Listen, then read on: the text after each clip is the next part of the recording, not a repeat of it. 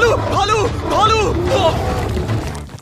Actually ये बस एक इंसान है। देखते हैं कोई और इसे पहचान पाता है या नहीं। जेक, तुम्हारे पास 10 सेकंड है चुनने के लिए कि तुम कौन से जानवर को आजाद करना चाहते हो। अगर वो इंसान हुआ तो मैं तुम्हें $10,000 दूंगा। गलत चुना तो तुम एक जंगली जानवर को आजाद करोगे। क्या सच में? गो।